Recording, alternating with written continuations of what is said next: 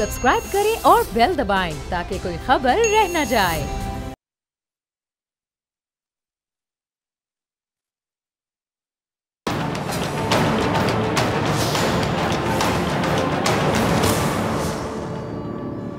अस्सलामुअलैकुम नाजरीन, मैं हूं डॉक्टर फिजा अकबर खान और मैं हूं पाकिस्तान और आप देख रहे हैं पाकिस्तान के सबसे बड़े न्यूज़ चैनल का नंबर 1 प्रोग्राम ऐसे नहीं चलेगा। नाजरीन, कहा जाता है कि तारीख खुद को दोहराती है, यानी तारीख खुद को रिपीट करती है। इस जुमले पर अगर हम अपने मुल्क की सियासत को देखें या रखें तो हमें अक्सर जगहों पर यह जुमला हकीकत मालूम होता दिखाई देगा। तारीख ने कई मकामात पर, कई औकात पर खुद को दोहराया। हमारे मुल्क में या तो मार्शल लॉ लगे रहे या फिर जमहूरी हुकूमतें आई, ऐसा ही है। इन जमहूरी हुकूमतों में हमें 2 ही सियासी जमातें नज़र आती हैं, एक तीर वाली पार्टी पीपल्स पार्टी, एक शेर वाली पार्टी मुस्लिम लीग नून। पीपल्स पार्टी और मुस्लिम लीग नून की सियासत की वजह से इस कौम ने कई बार दिखा कि तारीख ने खुद को दोहराया, लेकिन वो किसी तौर पर भी अवाम के हक में नहीं रहा। ऐसे कई वाक़यात पेश आते रहे जो माजी के वाक़यात से बहुत मिलते जुलते थे। मुस्लिम लीग नून जो बनी ही पीपल्स पार्टी को काउंटर करने के लिए थी, उसी ने पीपल्स पार्टी से हाथ मिलाया और कारवाने जमहूरियत को हयात बख्श दी। लेकिन इन दोनों जमातों के इस जमहूरी कारवान में जो मखलूक सबसे ज़्यादा, सॉरी टू से, मैं बड़ी माजरत से लफ्ज़ यूज़ कर रही हूँ, जो मखलूक सबसे ज़्यादा हकीर थी, जिस मखलूक को सबसे ज़्यादा कुचला गया, वो थे आप और मैं, यानी हम अवाम। जमहूरियत मजबूत होती रही, भुट्टो को जिंदा रखा गया। मिसाके जमहूरियत नामी एक मुआहदा करने के बाद मुल्क 2 ख़ानदानों के हाथों में चला गया। बेनज़ीर की शहादत के बाद जरदारी साहब पीपल्स पार्टी के स्याह और सफ़ेद के मालिक बन गए और दूसरी जानिब नवाज शरीफ ने मुल्क में वैसे ही 60-70 साल मज़ीद हुकूमत करने का सोच रखा था। अगर विफाक का हिस्सा ना होते तो पंजाब में हुकूमत तब भी नून लीग की रहनी थी, जबकि दूसरी जानिब पीपल्स पार्टी जो विफाक का हिस्सा ना भी होती, अपोजिशन में होती, लेकिन सिंध में हुकूमत किसकी रहनी थी? सही समझे, पीपल्स पार्टी की रहनी थी। इसके लिए मुल्क में ऐसा निज़ाम नाफिज किया गया कि इन 2 जमातों की छतरी के अलावा कोई भी शख्स लीडर बनने की जुर्रत ही ना कर सके, उसमें हिम्मत ही ना हो। इन 2 जमातों के इक़्तिदार में हर सरकारी इदारे को सियासी बनाया गया और एक ऐसी सोच को परवान चढ़ाया गया, सोची समझी साजिश के तहत, जिसमें करप्शन बुनियादी फ़र्ज था। इसी वजह से हमने देखा कि जब पीपल्स पार्टी की हुकूमत आई, 5 साल मुकम्मल किए, अरबों की करप्शन हुई, इससे कहीं ज़्यादा का कर्जा कौम पर चढ़ाया। जमहूरियत का एक दौर मुकम्मल हुआ, भंगड़े डाले गए, मिठाइयाँ तकसीम की गईं और इक़्तिदार में आई मुस्लिम लीग नून, यानी शेर वाली पार्टी। मुस्लिम लीग नून ने इक़्तिदार में आकर जमहूरियत को मज़ीद दवाम बख्शा और फिर तारीख एक बार फिर दोहराई गई। तारीख का बुलंद तरीन कर्जा लिया गया, अवाम को मंसूबों के नाम पर चूना लगाया गया, हर मंसूबे का फीता काट कर छोड़ दिया गया। पंजाब में सिर्फ लाहौर में एक बस बनाकर, इसको मेट्रो बस कहा जाता है, मेट्रो बस बनाकर बताया गया कि पंजाब में दूध और शहद की नहरें बह रही हैं। एक बार फिर अरबों की करप्शन दोहराई गई। एक ये जो 2 जमातों की बनाई गई जमहूरियत का सिलसिला था नाजरीन, टू कट शॉर्ट, ये जारी रहा, चलता रहा कि अचानक साजिश हो गई। आप जरा गौर से सुनिएगा, अचानक क्या हुआ? साजिश हो गई। अचानक जमहूरियत पर शबखून मार दिया गया और ये शबखून किसी डिक्टेटर ने नहीं मारा था, ये जमहूरियत के खिलाफ किसी आमिर ने साजिश नहीं की थी, बल्कि अब की बार साजिश हुई थी आलमी सतह पर। गैर मुल्की कुव्वतें भी शायद नवाज शरीफ से परेशान थीं, गैर मुल्की कुव्वतें भी शायद हमारे मुल्क में पिछले 5 साल में रिकॉर्ड तोड़ तरक्की को लेकर जेलस हो गई थी। उन्होंने कहा, इतनी तरक्की हमने तो ख्वाबों में भी नहीं देखी जितनी नवाज शरीफ ने पाकिस्तान में लिटरली कर दी। बैरूनी कुव्वतें भी शायद ये सोच रही थी कि अगर पाकिस्तान में इसी रफ्तार से तरक्की होती रही, इतनी तरक्की कि हमें समझ ही नहीं आ रही इतनी तरक्की भी कोई मुल्क कर सकता है, और पाकिस्तान अगले 5 सालों तक नवाज शरीफ जैसे महान लीडर के पास रहा तो पाकिस्तान ने तो सुपर पावर बन जाना, फिर अमेरिका कहाँ जाएगा। बैरूनी कुव्वतें नवाज शरीफ की खुदा दाद सलाहियतों को जान चुकी थी, परख चुकी थी, इसलिए कि जमहूरियत के खिलाफ कई साजिशें की गई। साजिश हुई जी, पनामा स्कैंडल की शक्ल में बहुत बड़ी साजिश इस महान लीडर जिसकी शक्ल आप टीवी पर देख रहे हैं, नवाज शरीफ के खिलाफ हुई और पनामा स्कैंडल आया जिसमें कायदे जमहूरियत हजरत मियाँ नवाज शरीफ साहब के जमहूरी बच्चे, जो जमहूरी तरीके से अगर मैं कहूँ तो बहुत छोटी सी उम्र में अरबों के मालिक बने बैठे थे, उनके नाम सामने आ गए। और फिर क्या हुआ, फिर सामने आई वो दास्तानें जिनको सुनकर किसी को यकीन ही ना आया कि पाकिस्तान जैसे स्ट्रगलिंग कंट्री, गरीब मुल्क में इतने अमीर पावरफुल लोग भी हो सकते हैं। किसी को यकीन ही ना आया कि नवाज शरीफ इतने बासलाहियत हैं कि वोट पाकिस्तान में लेते हैं और तरक्की हो रही है वो बरतानिया में। वोट देते हैं पाकिस्तान के अवाम इन हज़रत नवाज शरीफ साहब को और जायदादें बन रही हैं बरतानिया वालों की। इतनी बेशुमार दौलत, इतना पैसा देखकर तो पीपल्स पार्टी को भी हैरानी होनी थी। उसे हैरत हुई इस पार्टी को कि जो काम जमहूरियत के नाम पर नवाज शरीफ साहब कर गए वो काम जरदारी साहब ना कर सके। लिहाजा पीपल्स पार्टी ने मान लिया कि अरे आज से ये हजरत नवाज शरीफ साहब ही हैं। पीपल्स पार्टी ने भी मियाँ साहब के बच्चों के असासों की तहकीकात का मुतालिबा कर दिया। तहकीकात हुई तो कौम मजीद हैरान हो गई। अब्बू बच्चों के मुलाजिम निकले। कभी सुना आपने कि अब्बा जी बच्चों के मुलाजिम निकले? वखरा प्योसी जड़ा बच्चियां दा मुलाजिम सी, अब्बू बच्चों के मुलाजिम निकले। मुल्क का वजीर आजम एक गैर मुल्की कंपनी का चपड़ासी बना हुआ था। अवाम की आंखों में आंसू आ गए। इमोशनल सीन हो गया ना नाजरीन। इतना अजीम लीडर, इतना महान लीडर, इतना अजीम कायद, क्या कहते ता हयात कायद, कभी ना मुकने वाला कायद, इतना अजीम कायद, इतना अजीम लीडर, इतना बेहतरीन वजीर आजम जो मुल्क और कौम की तरक्की के लिए सिर्फ इस मुल्क में नहीं बल्कि इस मुल्क से बाहर दूसरे ममालिक में भी नौकरियां कर रहा था, मेहनत कर रहा था। इतनी मेहनत कि किसी तरह इस कौम के बच्चों का, आने वाली नस्लों का मुस्तकबिल संवर जाए। लेकिन शायद किस्मत नवाज शरीफ को चौथी बार वजीर आजम बनाने को तैयार ही ना थी। इसलिए इस बार तहकीकात का दायरा जो था वो वसी हुआ, तो उस दायरे में पूरा शरीफ खानदान आ गया। और जुल्म की इंतहा तो उस वक्त हुई जब नवाज शरीफ साहब से पूछा गया कि 30 साल से सियासत कर रहे हैं आप हज़रत नवाज शरीफ साहब, हुकूमत में आप हज़रत नवाज शरीफ साहब, आमदन से ज़ायद असासे बनाए हुए हैं हज़रत नवाज शरीफ साहब, आपने इनके ज़राए तो बताएं ज़रा, हमें भी पता चले कि तरक्की ऐसे कैसे होती है। हर कोई तरक्की करना चाहता है। बस ये सवाल जमहूरियत पर आखिरी कारी वार साबित हुआ जिसने नवाज शरीफ को वजीर आजम की कुर्सी से उतार कर कैदी नंबर 420 बना दिया। क्या मैं कह रही हूँ, कैदी नंबर 420। यही सवाल जब सिंध पर 10 साल हुकूमत करने वालों से पूछा गया तो जवाब क्या दिया गया, जिए भुट्टो, जमहूरियत जिंदाबाद, जमहूरियत के खिलाफ साजिशें नाकाम होंगी और जमहूरियत के लिए जान भी देना पड़ी तो दे देंगे। भाइयों, सवाल पूछा गया था कि सिंध के हाकिम हो, मुल्क के सदर बने रहे, इक़्तिदार तुम्हारे पास रहा, जाली अकाउंट से अरबों का पैसा मुंतकिल होता रहा और क्या ग्रुप का नाम था, ओमनी ग्रुप इसमें मुलविस रहा, जायदादें बनती रहीं और सिंध का हाल जूं का तू है।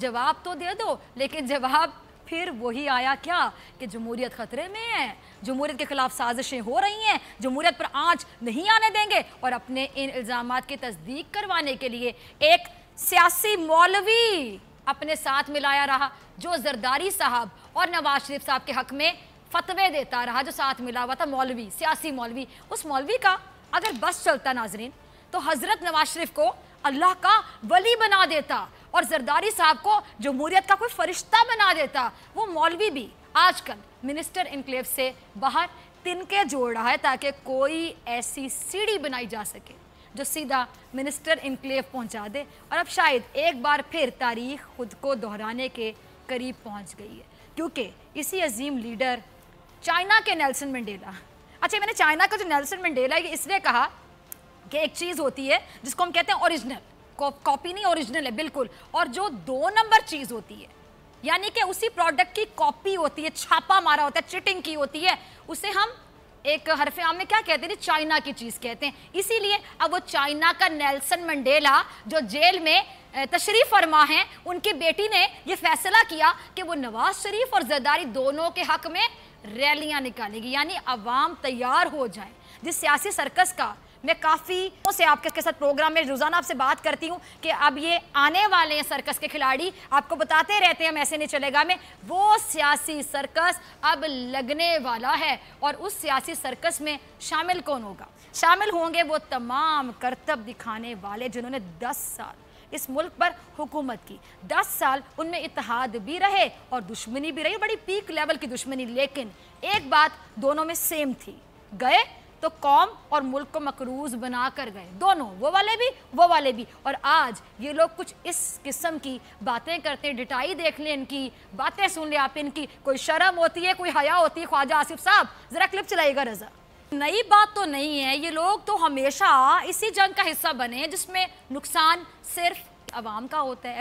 ऐसा ही है। इन्होंने कभी अवाम के मुफादात के लिए, हमने देखा, इन्होंने कभी भी अवाम के मुफादात के कोई हक में जंग लड़ी है? नहीं लड़ी है। इन्होंने कभी इस मुल्क में लाकानूनियत के खिलाफ जंग लड़ी है? इन्होंने कभी इस मुल्क में गुर्बत के खिलाफ जंग लड़ी हो? अगर आपको याद हो तो प्लीज़ मुझे बताइएगा। इन्होंने कभी इस मुल्क में जहालत के खिलाफ जंग लड़ी हो? किसी को याद है प्लीज़ मुझे बताइएगा। इन्होंने कभी इस मुल्क को जवाल से बचाने के लिए जंग लड़ी? इन्होंने कभी इस मुल्क को कर्जों से छुटकारा दिलाने के लिए जंग लड़ी? मुस्लिम लीग नून ने तो जब भी जंग लड़ी, शरीफ खानदान ने तो जब भी जंग लड़ी, अदालत से जंग लड़ी, फौज से जंग लड़ी, कौमी इदारों से जंग लड़ी, सरकारी इदारों से जंग लड़ी, कानून से जंग लड़ी। और अब ये इनकी आखिरी जंग है, ये इनकी आखिरी, आपको बता रही हूं, जिसकी ये लोग भरपूर तैयारी कर रहे हैं और जवाब बना रहे हैं महंगाई को, बजट को और आजादी सहाफत को। ये क्लिप देखिए। ये लोग पता नहीं पार्लियामेंट आखिर जाते क्यों हैं। पार्लियामेंट में होने वाला हर इजलास अवाम के पैसों से होता है, ये बात अवाम को भी पता है। पार्लियामेंट के हर सेशन पर अवाम का पैसा खर्च होता है, ये बात आपको पता है। ये लोग इस पैसे को क्या करते हैं? जाया करते हैं, वेस्ट करते हैं। सही कह रही हूं मैं नाजरीन? इतने बेहुदा किस्म के मजाक करके एहसन इकबाल साहब आप ये फरमा रहे हैं कि आप अपने उसूलों और नजरिए के लिए हर कुर्बानी देने को तैयार हैं। कैसे कर लेते हैं एहसन इकबाल साहब आप लोग ऐसी हरकत? कौन से उसूल, कौन सा नजरिया भाई? वो नजरिया जिसमें आपके हमनवाला साद रफीक साहब कहते थे कि जरदारी साहब की करप्शन का खाता इतना बड़ा है कि अगर खुल गया तो बंद होने का नाम ही नहीं लेगा। याद है आपको ख्वाजा साद रफीक साहब और उनकी बातें? या भूल गए हैं? या वो उसूल जिसके तहत आप आज पार्लियामेंट में जरदारी साहब के प्रोडक्शन ऑर्डर की भीख मांग रहे हैं? लिटरली भीख का वर्ड ही फिट बैठता है यहाँ पे। कौन से नजरिए के लिए जान देंगे आप? एहसन इकबाल साहब मैं आपसे पूछती हूँ आज, वो नजरिया जब इमरान खान और जरदारी भाई थे, दुख्तरे मशरिक नहीं है आजकल, वो जो प्रिंसेस हैं नेल्सन एंड मंडेला की, चाइना के नेल्सन मंडेला के, चाइना की प्रिंसेस, वो आजकल क्या कहती फिर रही हैं? उन्हीं का जुमला था, इमरान खान और जरदारी भाई, एक को वोट दोगे दूसरे को जाएगा। या उन उसूलों की आप बात करते हैं एहसन इकबाल साहब, वो उसूल जिसके तहत अब नवाज और जरदारी एक बार फिर भाई हो गए हैं। कौन से नजरिए के लिए कुर्बान होना पसंद करेंगे एहसन इकबाल साहब? आज मैं आपसे पूछती हूँ, उस नजरिए के लिए जिसमें शहबाज शरीफ आसिफ अली जरदारी को घसीट कर सड़कों पर लाना चाहते थे, कि सड़कों पर घसीटते हुए नजर आए थे, या फिर उस उसूल पर अपनी जान आप निछावर करेंगे जिसने जरदारी साहब को मरियम नवाज का अब्बा बना दिया? कौन से नजरिए पर शहीद होना चाहेंगे एहसन इकबाल साहब? वो नजरिया जिसमें जरदारी साहब ने मुल्क का बेड़ा गर्क और सत्यानाश कर दिया, बेनजीर भुट्टो गद्दार ठहरी, नवाज शरीफ मोदी के यार ठहरे, सिंध में सिर्फ भुट्टो जिंदा था, बाकी सब कुछ मर चुका था। वहां पे किस तरह की जिंदगी गुजारी है आपको नहीं पता? या फिर उस उसूल पर कुर्बानी का बकरा बनेंगे आप जिसके तहत अब कौम का मुस्तकबिल बिलावल जरदारी और मरियम सफदर साहिबा है? ये लिटरली मैं कहूंगी, ये वो जो एक मैं पॉइंट ये डिस्कस करना चाह रही थी कि ऐसा काम जब आप जैसे जो हरकारे कौम को जमहूरियत के नाम पर, नजरिए के नाम पर, उसूलों के नाम पर बेवकूफ़ बनाते चले आ रहे हैं। आप लोगों ने कभी आईना देखा? और मेरे ख्याल से वो वक्त दूर नहीं है जब, अगर हम उस दौर की बात करें जिसमें अब भी मुस्लिम लीग नून के बयानियों को फरोग करने वाले जो मीडिया हाउसेस थे और चंद अमीर तरीन सहाफ़ी नवाज शरीफ को बचाने के लिए आज़ादी सहाफ़त पर कदगन का रोना शुरू कर दे और हुकूमत ब्लैकमेल हो जाए। नाजरीन, माफिया काम ही ऐसे करता है, कुछ लोगों को खरीद लेता है और जो नहीं बिकते उनको ख़त्म करने की कोशिश करता है। और ऐसा हमने माजी में कई बार देखा। ऐसे नहीं चलेगा। मिलते हैं ब्रेक के बाद।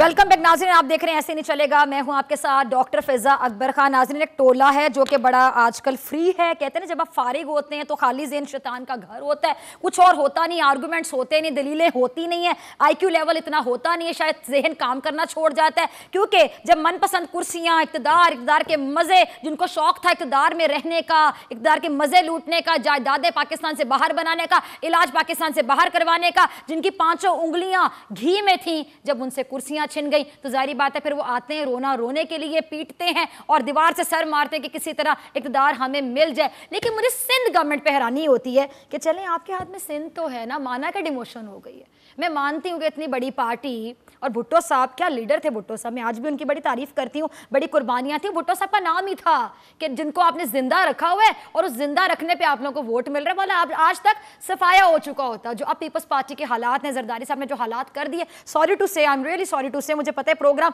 आप तमाम लोग देखते हैं और आप लोग ना देख सकें तो यूट्यूब पे देखते हैं, और मैं बड़ी शुक्रगुजार हूँ कि आप लोग सुनते हैं, हमारे मशवरे भी सुनते हैं और तनकीद भी सुनते हैं। लेकिन मैं सिर्फ ये कहना चाहूँगी कि मुझे ये समझ नहीं आती कि आपके पास सिंध तो है ना, फिर आप लोग क्यों रोने के लिए आ जाते हैं? उस सिंध के लिए आप लोगों ने आज तक क्या किया है? मुर्तज़ा वहाब साहब किसी पर तनकीद कर रहे हैं, हमेशा की तरह वो किसी कौन होगा, आपको पता ही होगा कि किस पर तनकीद करें। जरा सुनिएगा कि आज ही क्या फरमा रहे हैं, फिर आज जो मैं जवाब देती हूँ वो जरा आप भी सुन लें। मुर्तज़ा साहब आप भी सुन लीजिए।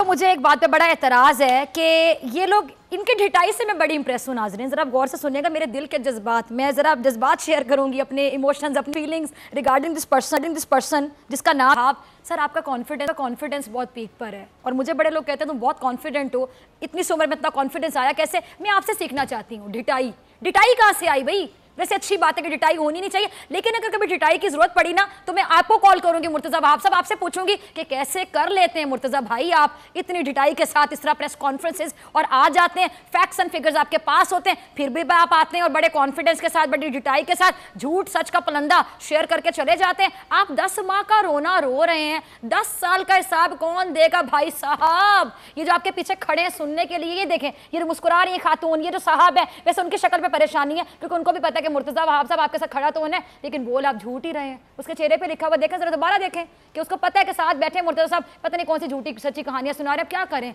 कुछ और तो है नहीं, आर्ग्यूमेंट्स तो है नहीं, दलीलें तो है नहीं, हर चीज़ हमारे खिलाफ ही जाएगी। अगर हम सच बोलेंगे वो भी हमारे खिलाफ जाएगा, जो थोड़ा बहुत सिंध का वोट बैंक है वो भी टूटेगा। तो झूठ बोलते हैं, थोड़ी सी जो आवाम, जो थोड़ी सी इनोसेंट आवाम बची हुई है, थोड़ा सा वोट जो बचा हुआ है वो तो हम लेते रहे, क्योंकि अगर सिंध से भी सफाया हो गया तो बड़ी बेइज्जती है भाई, बहुत ही बड़ी बेइज्जती है। क्या करेंगे हम? मुझे समझ नहीं आती मुर्तज़ा साहब, 10 माह का रोना आप रोते हैं, हर 10 दिन के बाद आके ये माइक लगे होते हैं, प्रेस कॉन्फ्रेंस करते हैं और ये डिटाई अगेन आई वुड से कि मैं इनको अब मैं देख नहीं रही, इनके PGM में नहीं देख रही, सामने देख रही हूँ, वरना फिर मुझे हंसी आ जाती है।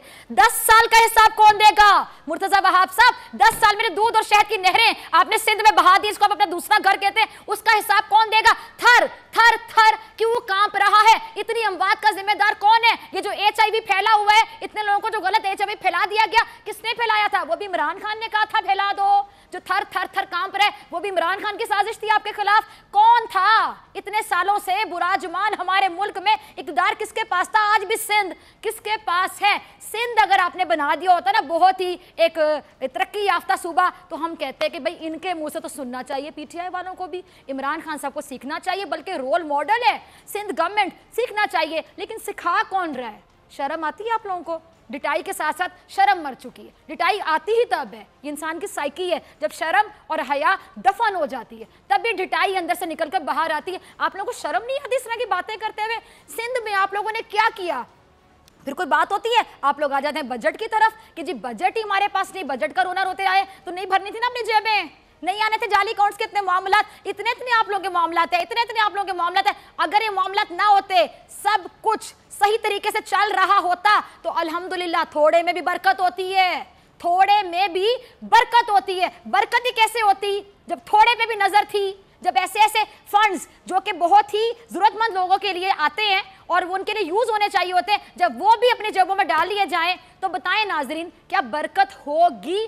बहुत से लोगों को मैं जानती हूं जिनकी इतनी सी सैलरी है लेकिन बरकत है। ये बहुत गहरा पॉइंट है, सोचिएगा। अगला क्लिप जरा चलाइएगा। अगला क्लिप है एक और पॉइंट मेरे बैंक का ही रोना रोते हैं, रिपोर्ट की बात करते हैं। IMF की रिपोर्ट पढ़ी है क्या किया हमारे मुल्क के साथ। PIA, स्टील मिल्स, कौन सा इदारा है जो ज़बोहाली का शिकार नहीं है, कौन सा इदारा है जो कि लॉस में नहीं जा रहा है, कौन सा इदारा है जो कि कमा के देता रहा। ये सब कुछ इमरान खान की गवर्नमेंट ने किया। ये सब कुछ क्या 10 महीने में हुआ? दिल पे हाथ रख के बताइएगा। अगेन आई वुड से, मैंने एक दिन पहले भी कहा था कि आप पे मुझे इतना भी एतबार नहीं, आप तो दिल पे हाथ रख के कह देंगे कि हाँ सब गलत है, और आप दिल पे हाथ रख के कह देंगे कि हाँ ये तमाम इदारे जो हैं ये 10 महीने में लॉस में गए थे। शर्म तुमको मगर नहीं आती। ये अगला क्लिप चलाएगा ख्वाजा आसिफ साहब का, ज़रा शर्म है याद किसी को याद करवाने, देखें ज़रा। आपने कहा ख्वाजा आसिफ साहब के राना सनाउल्लाह साहब के बारे में आप बात करें, पहले तो आप ये देखें कि साबित तो करने दें भाई। जब एंटी नार्कोटिक्स के वजीर कह रहे हैं कि जी हम साबित कर देंगे, सबूत हैं, और अगर आप कहते हैं कि इल्जाम, तो अदालत में वेट करें ना, साबित हो जाएगा, पता चल जाएगा। इतनी परेशानी क्या है, इतनी कन्फ्यूजन क्या है? कन्फ्यूजन का राज बता दें। शर्म हया का राज आपने कभी बताया नहीं। हमेशा शर्म और हया लोगों को याद करवाते रहते हैं। खुद आप इसी पार्लियामेंट में खड़े होकर एक खातून को ट्रैक्टर ट्राली कहते थे, तब आपकी शर्म हया पता नहीं कहाँ गई होती है। आप मुझे बता दीजिएगा कि आप राना सनाउल्लाह साहब का रोना रो रहे हैं यहाँ पर, भाई हमारा भाई। आप कहते हैं कोई सोच भी सकता है कि एक बंदा MP, एक बंदा MNA, एक बंदा खुद जो कि वकील। आप मुझे बताएं कि हम तो तब भी नहीं सोच सकते थे कि एक बंदा MPA, MNA और वजीर कानून पंजाब जैसे बड़े सूबे का, और खुद वकालत आप जैसा मेंशन कर रहे हैं कि सानिया मॉडल टाउन जब वो वजीर कानून था तब पेश आएगा उसकी नाक के नीचे। हम तो यकीन जानिए तब भी नहीं सोच सकते थे कि 14 लोगों को शहीद कर दिया जाएगा, यहाँ पे गोलियां चला दी जाएंगी। क्यों? क्या कसूर था उनका? और FIR की आप बातें करते हैं, उन गरीबों की तो FIR भी दर्ज नहीं हो रही थी। उनको कहा किसी को भाई, उनके जो आंसू थे किसी ने पहुंचे, वो भी किसी के भाई थे ना जो मरे थे। हमला खवातीन पे गोलियां चलाई गई थी, जो दुनिया में आए नहीं बच्चा उसको भी मार दिया गया। उसका जिम्मेदार कौन है? वो जो हाथ लहू लुहान हाथ है, किसके हाथों में वो लहू? कहां से इंसाफ मिलेगा ये बताइएगा। पूरे लाहौर के थाने के आप देखें SHOs वहां पे इकट्ठे थे, DSPs थे वहां पे, SSP ऑपरेशन थे, DIG ऑपरेशन थे। मुझे बताएं कि उस टाइम पर यही राना सनाउल्लाह थे जो कि वजीर कानून थे, क्या ये जिम्मेदार नहीं थे उस वाकये के? इनकी नाक के नीचे सब कुछ कैसे होता रहा? और उनसे ऊपर कौन थे? खादिम आला पंजाब। बड़ी चंगी खिदमत की थी तुसी शहबाज शरीफ साहब उस दिन कि लाहौर को लहू लुहान किया हुआ था आपने, और 14 शहादतें। FIR की बात आप करते हैं, उनकी FIR तक दर्ज नहीं हो रही थी। वहां पर उनके साथ कितनी साजिशें, कितनी डर्टी पॉलिटिक्स आप लोग कर रहे थे। कौन था? कौन आ रहा था लाहौर में? क्या कोई रॉ का एजेंट था जो यहाँ पर आ रहा था लाहौर को उड़ाने के लिए? क्या आपको खबर मिल गई थी? क्या किया था उस दिन उन लोगों ने, उन मासूम लोगों ने? उन 79 लोगों को क्यों मारा गया था? आज मैं आपसे पूछती हूँ, और फिर आप खड़े होते हैं इस पार्लियामेंट में और आप बातें करते हैं। और इसी मैं सुन रही थी नाजरीन, इसी जगह पे खड़े होकर फरमा रहे थे, चुटकुले छोड़ने की ना इनको आदत है, कह रहे थे कि जी अगर मैंने कोई बात की तो फिर हासा निकल जाएगा, इनका जो मखसूस स्टाइल है हासा निकल जाएगा क्योंकि मैं सीरियस बात कर रहा हूँ। ये तो आपके हालात हैं ख्वाजा साहब कि आपको लोगों को बताना पड़ता है कि मैं सीरियस रहा हूँ, यानी आपको यकीन नहीं कि लोग आपकी बात को सीरियस लेंगे। ये बड़ा गहरा पॉइंट है, जरा गौर कीजिएगा। अगला क्लिप चलाइएगा रजा। अच्छा जी, ये गिला कर रहे हैं, मुझे इनके गिले की समझ नहीं। नाज़रीन आपके भी ये तासुरात है, तो मेरे तासुरात हैं इस टाइम पे। मुझे गिले की समझ नहीं आ रही कि जो जज है उसके बारे में बात करें, घर चला गया लेकिन नवाज शरीफ जेल में। ये क्या मामला? भी नवाज शरीफ को जेल से क्या हमने निकालना था? नवाज शरीफ को जब साबित करें तो साबित क्यों नहीं किया नवाज शरीफ? एक प्रोसीजर है, according to law Nawaz Sharif साबित करता। मनी ट्रेल क्यों नहीं दी? ये है वो जराए, लहराए गए वो जराए पार्लियामेंट के फ्लोर पे, फिर अदालत में जाकर दिखाते ना जराए थी नहीं, क्या दिखाते? बच्चे मान चुके थे कि क्या मामला, अब्बा जी साबित ना कर सके, अब आप लोग रोने के लिए यहाँ पर आ जाते हैं नवाज शरीफ को मक्खन मलाइयां लगाने के लिए। मुझे आप लोगों की समझ नहीं आती। ये पार्लियामेंट इन चीजों के लिए, इस पार्लियामेंट में खड़े होकर क्यों आप उस बंदे का मुकदमा लड़ते हैं जो जेल में बैठा हुआ अपनी करतूतों की वजह से? हमारे सर पे एहसान नहीं किया नवाज शरीफ ने जेल में जाके। एक तो मुझे इन लोगों की चालाकी समझ नहीं आती, इतने चालाक हैं। डुअल फेस का वर्ड जो यूज करते हैं लोग, कहते हैं दोगलापन, दोगलेपन की तहा। देखिए अभी पकड़ती हूं उनको और मैं सबूत के साथ इनसे बात करूंगी। अभी कह रहे हैं हम अदलिया का एहतराम करते हैं, कह रहे हैं नहीं ख्वाजा, अभी कह रहे हैं कि मैं बहुत एहतराम करता हूं अदालतों का, साथ ही कह रहे हैं कि नवाज शरीफ साहब बेकसूर हैं। तो ये अदालत का एहतराम है? अगर नवाज शरीफ बेकसूर है और आप अदलिया का एहतराम करते हैं ख्वाजा साहब, तो फिर आप क्या कहना चाहते हैं कि नवाज शरीफ जेल में क्यों है? नवाज शरीफ को क्या गलत सजा हुई है? अगर आप अदालतों का एहतराम करते हैं, आप प्रैक्टिकली बताएं, मुंह से ना बताएं। आप लोग इतने कंफ्यूज हैं, इतने कंफ्यूज है, दोगलेपन की पीक पर पहुंच चुके हैं कि आप लोगों को खुद समझ नहीं आती कि आप लोग क्या कर रहे हैं। आपको खुद समझ नहीं आती कि आप क्या कह रहे हैं। आप एक मिनट में एक राय देते हैं, अगले मिनट में सेम उसकी ऑपोजिट एंटायर राय दे देते हैं। एक तरफ अदालतों का एहतराम, नवाज शरीफ भी बड़ा एहतराम करता था अदालतों का, फिर पूछता फिर रहा था मुझे क्यों निकाला GT रोड रैली में। ये भी बड़ा एहतराम करते हैं अदालतों का, साथ कह रहे हैं कि नवाज शरीफ साहब जो हैं वो बेकसूर हैं, इनोसेंट हैं, यानी सजा फिर जिसने दी वो गलत है। ये अदालतों का एहतराम खेलना बंद करें क्योंकि ऐसे नहीं चलेगा। इसी के साथ मुझे दीजिए इजाज़त, अपनी मुलाकात होगी इंशाल्लाह कल। अपना ख्याल रखिएगा, दुआ में याद रखिएगा। अल्लाह ने के बाद।